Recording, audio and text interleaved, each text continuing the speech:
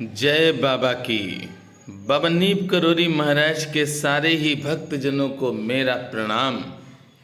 जो अपनी ज़िंदगी से बहुत ज़्यादा निराश हैं, कोई भी कार्य करते हैं और फेल हो जाते हैं, या वंश वृद्धि नहीं हो रही, यानी कि उनके घर में खुशियाँ नहीं आ रही हैं, बच्चे नहीं हो रहे हैं, विवाह नहीं हो पा रहे हैं, तो उन सब के लिए आज की ये वीडियो बहुत ही ज़्यादा चमत्कारी मैं तो कहूँगा। इस समय आप मेरे साथ माँ गंगा के तट पर हैं। कल आप सब नीब करोरी धाम में थे।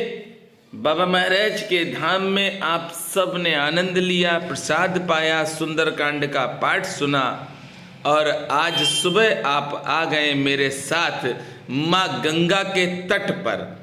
माँ गंगा के तट पर आप हैं और पंडित जी जो पूजन करवा रहे हैं उसको ध्यान से सुनना, फिर मैं आगे बताता हूँ कि क्या क्या लाभ होते हैं अगर इस दिन ये कार्य कर लोगे आप तो। अब सुनिए पंडित जी क्या मंत्र कह रहे हैं, बड़े ध्यान से सुनिए। चलो राव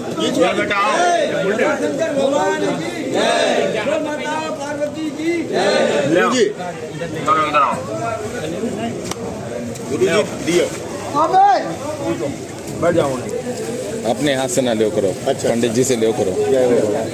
गुरु जी जनेऊ उदय दो ये हाँ ब्रह्मगाट का छत्री घाट उस दे दो जो आप दे दो। पिताजी तो है ना भाई, पूजा जाए के लिए तो ब्राह्मण हो या ब्राह्मण वही क्या होता है। अच्छा बताना पड़ता ना, ब्राह्मण है तो अलग मिलेगा, ब्रह्मघाट है बाकी के लिए अलग छत्री घाट होता है।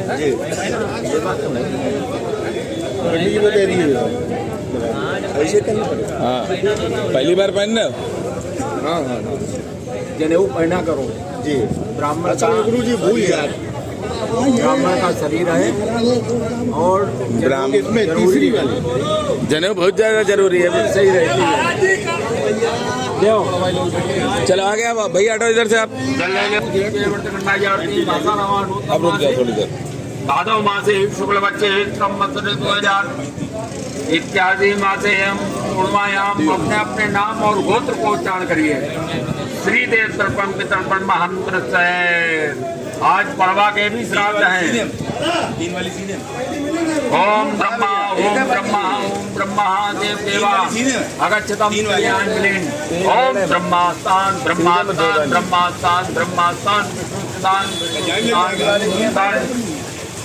ओम रुद्रस्तान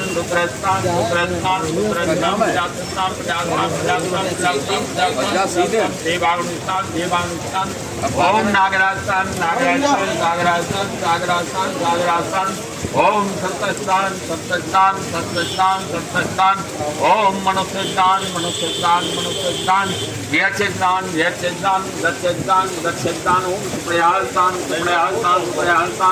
ओम राजस्थान। ओम संवत्सरितान। ओम अवधेयस्तान उत्तरग्राम चित्रप्रदान कटोत्तरीयम। माला वितना अंगौछा जनेऊ उत्तर को जल। अब ये अंगौछा को माला से लपेट लो और जैसे जनेऊ को बगल से निकालो, माला तरीके का हो जाएगा। उत्तर को दो सामने, माला की तरह करो। ओम शंकार्या उत्तर को सामने। ओम शंकार्या अगच्छतम श्रेयांजलि। ओम संक्रस्तान। ओम कपिलास्तान। ओम अवहेस्तान दक्षिणान मुखा अक्षभ्यम। जनेऊ को अक्षभ कर लो, बाएं का नाते अंगूठा डाल लो और दक्षिणान मुखा पुरखन को पितरन को जल दो। इधर मुंह करो। हाँ। ओम कब्बान नलो देव देवा अगच्छतम तेजांजलि। ओम ज्ञामाय नमाय मानवा धर्मराजाय नमः। मृतकालाय नमः। भविष्यवाय नमः। उदुम्राय नमः। प्रमुसाख्या नमः प्रमुसाख्या नमः प्रमुसाख्या नमः सरस्वती नमः सरस्वती नमः परमेष्ठा नमः परमेष्ठा नमः नीलमा नमः नीलमा नमः नीलमा नमः चित्रा नमः चित्रा नमः चित्रा नमः चित्रगुप्ता नमः चित्रगुप्ता नमः अमुक गोत्र पिता का नाम नमः माता का नाम नमः बाबा बाबा पर बाबा रद्दित पर बाबा तनमा दादी दादी पर दादी रद्दित पर दादी तनमा नाना नानी गुरु और भूले चूके कुटुंब जल के अधिकारी हो तिनको आज का पर्यंतम कोटिनाम अंगौछा जनेऊ सीधा करो था अंगौछा की खूट न जोड़ो 3 दफे भीषम पितामह को पूरब को जल दो इधर मुंह करके पूरब शत्रुराय भीषण भी है 3 दफे सूर देव भगवान आह्वान करके ओम या सिंधु ओम या सिंधु या सिंधु माता जगतपति नमस्कार हाथ जोड़ो भैया ओम ब्रह्मा मुरारी क्रांतकारी भानुमूर्त ओम रज्जा गुज्जा दुष्टा संग्रह सन्वेग्रह शांत करा भवंतु बोल गंगा मैया की बोल सच्चे दरबार की बोल वृंदावन बिहारी लाल की हर हर महादेव। आप लोगों ने सुना है पंडित जी ने मंत्र बोले हैं और मंत्र बोलने के बाद पंडित जी स्नान करवाते हैं जल पूरब दिशा में और पूरब के बाद उत्तर दिशा में और उत्तर के बाद दक्षिण दिशा में जल दिलवाते हैं। ये जल देने का महत्व बहुत बड़ा है। भक्तजनों, जब जल दिया जाता है उस समय पंडित जी सारे ही जो भी आते हैं अपने पितरों को जल देने के लिए उनको तिल, जौ, काले तिल होते हैं, जौ होता है और मिष्ठान, फूल, दूध, ये सब पंडित जी देते हैं। हाथ में पकड़ना पड़ता है और जब पंडित जी कहते हैं कि अब छोड़ो तब वह माँ गंगा में समर्पित किया जाता है और फिर जल देते हैं। अगर इन 15 दिनों में जो पितृपक्ष हैं और 15 दिन नियमित रूप से इस तरह से आप मंत्र सुनकर और जनेऊ धारण कर लें, जब आप जल दें जनेऊ को आप अपने साथी में रखें। 35 अवश्य होनी चाहिए। 3 गांठ होती हैं वो आपके उल्टे हाथ में और जिसमें 2 गांठ होती हैं वो सीधे हाथ में 35 पहननी पड़ती है जब जल देते हैं। कहा जाता है कि जब 35 पहन के जल देते हैं तो हमारे पितृ 35 में ही आ जाते हैं और 15 दिनों के लिए ये पितृ साथ में रहते हैं क्योंकि आज आह्वान किया है, बुलाया है 15 दिन के लिए।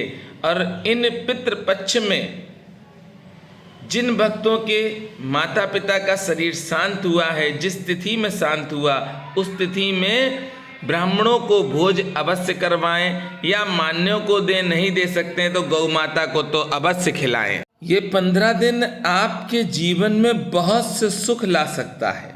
इन 15 दिन की पूजा आप कर लें पितृपक्ष में अपने पितरों के लिए, क्योंकि इस समय पितृ हम सब के ये देखना चाहते हैं, धरती पर आते हैं, प्रभु भेजते हैं कि देखो जाके आपके जो बच्चे हैं वो जल दे रहे हैं, भोजन दे रहे हैं कि नहीं दे रहे हैं। जिनके बच्चे अपने माता पिता के शरीर शांत होने के बाद जल और भोजन नहीं देते हैं, उनके जो खत्म हो गए हैं, जिन्होंने शरीर शांत कर लिया है, वो सबके सब दुखी रहते हैं और फिर वो श्राप देते हैं अपने बच्चों को, तो बच्चे कष्ट भोगते हैं। इसलिए इन 15 दिनों में बहुत से नियम हैं। सेब नहीं बनानी चाहिए, नाखून नहीं काटने चाहिए, नए कार्य आप कोई भी कर लो, पितृ बहुत खुश होते हैं क्योंकि इस समय पितृ हमारे साथ होते हैं। इसलिए जो भी नया कार्य करना है करिए।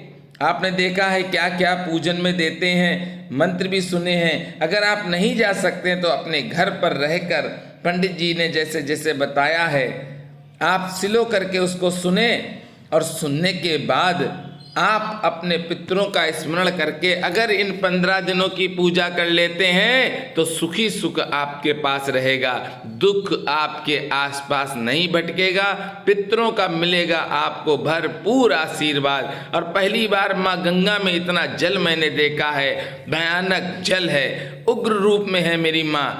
जय श्री राम, जय हनुमान, जय हो मेरे बाबा की, जय हो जय।